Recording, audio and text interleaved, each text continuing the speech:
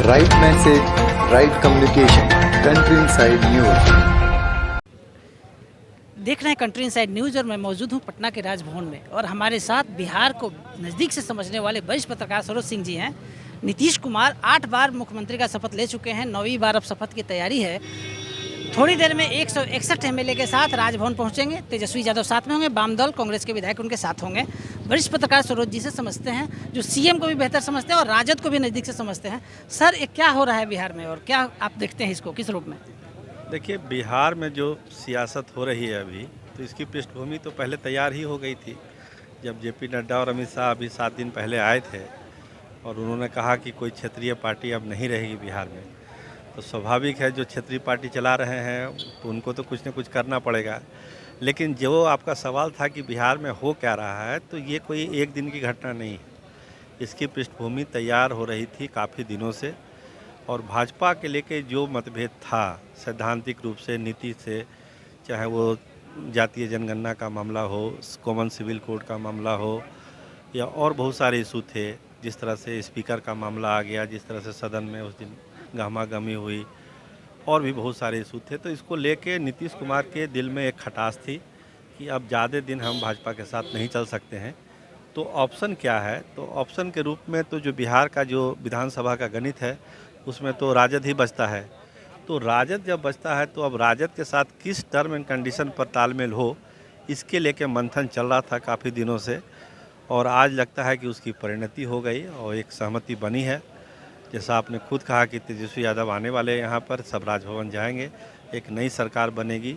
देखिए, सवाल 8वीं बार या 9वीं बार बनने का नहीं है। नीतीश कुमार ने पहले ही कहा कि मेरी अंतिम पाली है, इसके बाद हम चुनाव नहीं लड़ेंगे। अब आगे उनका जो फ्यूचर कोर्स ऑफ प्लान होगा, राष्ट्रीय राजनीति में क्या करना है नहीं करना है, लेकिन जब बिहार के संदर्भ में हम लोग बात करते हैं तो बिहार के संदर्भ में बात यही है कि नीतीश कुमार जो है अपना अंतिम दाव आज हमने खेल दिया है और उसी के अनुरूप सारी चीज़ें चल रही है। भारतीय जनता पार्टी पे जो चिराग मॉडल का आरोप लगता रहा सर, कि पहले चिराग मॉडल, फिर आरसीपी का नाम आया कि बीजेपी, तो क्या यह बीजेपी के जो रणनीतिकार हैं उनको समझ में नहीं आता है कि जिसके साथ हम काम करते हैं उसके साथ असहमति और उसके कमज़ोर करने की नीति पे नहीं आगे बढ़ना चाहिए? देखिए, बीजेपी का अगर ट्रैक रिकॉर्ड आप देखिएगा तो आपको खुद समझ में आ जाएगा जो बिहार में भी हो रहा है। आप देखिए कि अकाली दल के साथ पंजाब में क्या हुआ, शिवसेना के साथ महाराष्ट्र में क्या हुआ। अब उदाहरण है, अकाली दल बड़ी पार्टी थी, आज की साल में चली गई। शिवसेना कहाँ थी, महाराष्ट्र में शिवसेना कहाँ चली गई। तो जनता दल यूनाइटेड भी तो एक अलायंस ही था भाजपा का, और भाजपा जहाँ भी जाती है, शासन चलाती है, उसकी एक नीति है, उसके अंदर सारे लोग रहें, वो किसी के अंदर ना रहे। समय उसमें जितना लगे, सबसे ज़्यादा समय बिहार में लग रहा है। आप देखिए ना, महाराष्ट्र का उदाहरण उठाइए, राजस्थान का उठाइए, पंजाब का उठाइए, तो जो भी उनकी सहयोगी पार्टियां रही थी आज की साल में है।